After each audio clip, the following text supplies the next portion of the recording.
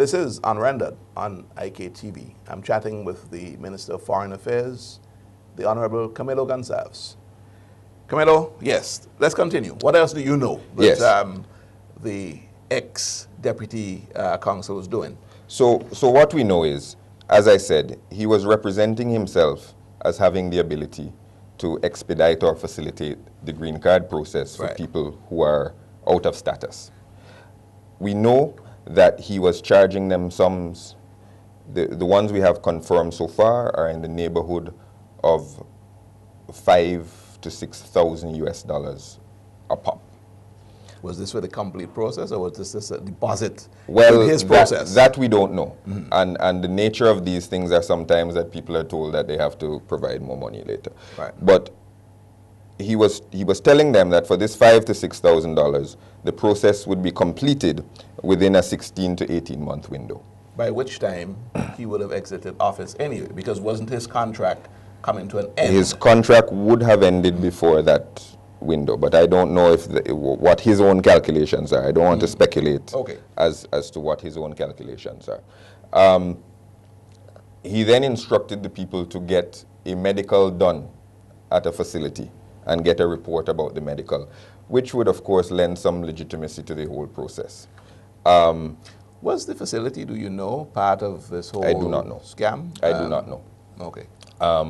There are some people who are saying that others are involved. There was somebody in the INS, in the Homeland Security. There was somebody at the medical facility. We have no evidence of any of that. At this point, all of that is speculation. What we know is that he held himself out as to doing this. He charged people money. People gave him money. And that, of course, no one received a green card as a result of this process. Or maybe if someone did, they wouldn't tell us anyway.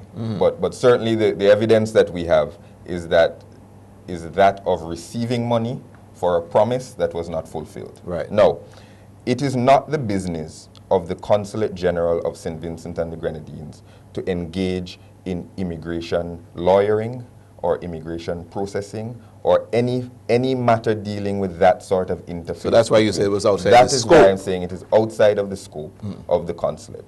You clothe yourself in this. When you're consul general, you have to commit not to do any outside work.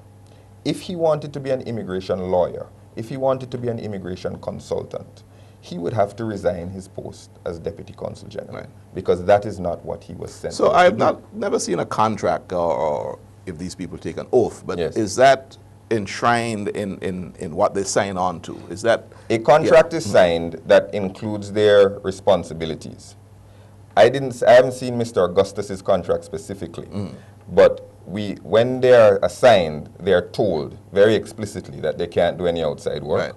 And they're told very explicitly, as I was told when I was ambassador to the United Nations, that this is your job, and you cannot bring the country into any disrepute by appearing to have authority or appearing to have roles or responsibilities outside those that are enumerated in your contract.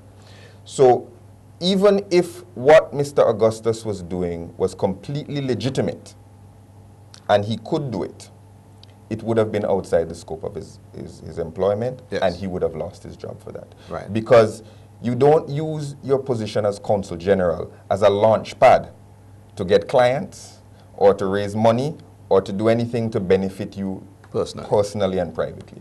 So that is the extent of it. Immigration lawyers are all a dime a dozen in Brooklyn and New York. Immigration consultants, people who say they can do these things for you. But they do not say, or they do not appear to have any special leg up by virtue of the fact that they're diplomatic officers. So that is what he did. That was outside the scope of his employment, and that is what he did to merit the recall.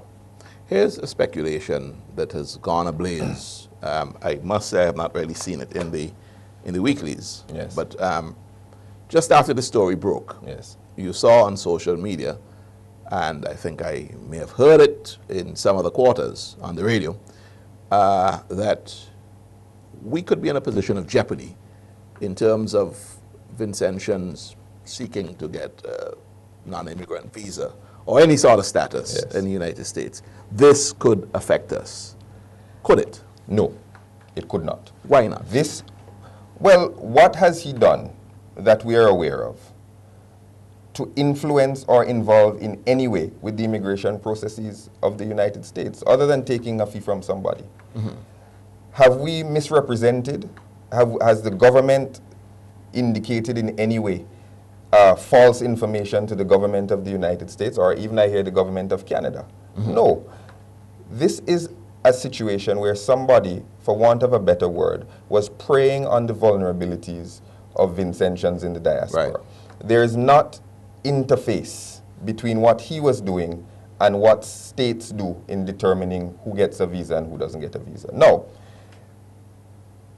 I am aware, as you are aware, that there have been politicians in the past who said they wrote letters in support of people who were seeking Canadian residence or some sort of status. Some sort of status. That wrote letters supporting people, letters which turned out to be false. Those falsehoods by government officials can affect immigration status or how a country views the authenticity of documentation. But there's absolutely no evidence of that taking place in this instance. And there is no indication from the State Department, who we have spoken to, that they are bothered that this is affecting the process or in any way like that. You've sort of preempted a question I was going to ask. Are you in touch? Well, you've sort of answered it. Yes. With the State Department. Are they investigating it in any way? Is it of sufficient interest to them? The State Department is not investigating it. That's the short of the answer. They don't see it as... If in our continuing investigations, we were to uncover that there was somebody within Homeland Security that was helping him or some way, then maybe they would be interested. But as they see it now, this is an internal issue between the Consul General, a Consul General misrepresenting his authority to local Vincentians. What are going to be the consequences of his actions in terms of, well, I read in the newspapers he's been struck off the payroll. Yes. He's not returned No. as he should have, he was recalled. He may or may not return. So the two scenario question, if he does return, how is he going to be dealt with? Well, while what we know Mr. Augustus has done was beyond the scope of his authority as Consul General, we are not aware that he has committed any crime at this point. So he's not wanted for a crime in St. Vincent and the Grenadines. He has been recalled. He's no longer being paid, and he will not be working for the Ministry of Foreign Affairs or for the government. So you're saying within the law, or the laws of St. Vincent and the Grenadines, you cannot charge Mr. Augustus with any sort of criminal infringement, or there's nothing. I mean, he just comes, loses his job, and that's the end of that. Based on the information that we have so far, Mr. Augustus hasn't committed a crime. Mr. Augustus may have defrauded somebody up there, but I don't have the specifics of what he promised or what the nature of the agreement was. If he says, give me some money and I can help you out, I don't think there's enough basis there for a crime, even in the United States. But what he has done, what we know him to have done, doesn't amount to a crime in St. Vincent and the Grenadines. What if he doesn't come back? He just walks off the horizon, off the face of the earth? Well, we've recalled him. And as you said, our expectation is that he returns, because when you recall a diplomat, he's to return to capital. He has yet to do that, which is disappointing. But his diplomatic visa would be in the process of being revoked by the State Department, if not already revoked. I don't know if Mr. Augustus has another U.S. visa in his non-diplomatic passport. I'm not aware of that. But you can't touch that necessarily. I can't touch that. That's outside your ambit. Well outside my ambit. Right. All that we can do is recall the diplomatic passport and inform the State Department that he's no longer working, and at which point they cancel the diplomatic visa. Right. So I don't know if he intends to stay in the United States. I believe still that Mr. Augustus will return to St. Vincent and the Grenadines, and that he was probably caught a little flat-footed by the nature of the response and the uproar, and he's probably a little hesitant, but I'm speculating. But I still expect him to return home. If he doesn't, he's abandoned his post. People do this from time to time, and we expect he'll return to St. Vincent at some point. But that's speculation. Now, given what he has done, what does this say about the government that has selected such a man to carry out such duties? Is it that this could have been avoided with greater due diligence? I don't know. I mean, everybody has 20/20 hindsight in these sorts of things, and everybody is what they would call in the U.S. a Monday morning quarterback. But Mr. Augustus has particular talents that made him well suited for the position that he took. And clearly he has other talents that made him well suited to go off on that tangent. Well, let's talk about Mr. Augustus briefly and some of his talents. Prior to this story breaking, Mr. Augustus was receiving, and justifiably so, plaudits and congratulations for the manner in which he had handled the relief coordination for... This is post-Christmas floods. For the Christmas floods.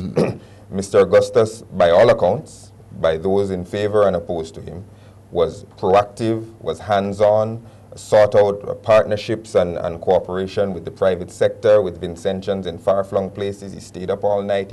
He built community, and he got people to donate. These are the sorts of things that we want our Deputy Consul General to do. Right. And so he had a number of talents that made him well suited for the post.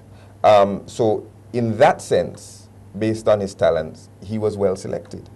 Now, after the fact, of course, you can say, well, look at what he's done. He shouldn't have done it.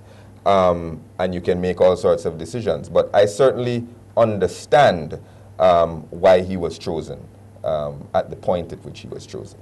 And at that point, let's hold it there, take a break, and we come back and we look at your selection process for diplomats when we come back. This is Unrendered on IKTV. More with the Minister of Foreign Affairs when we come back.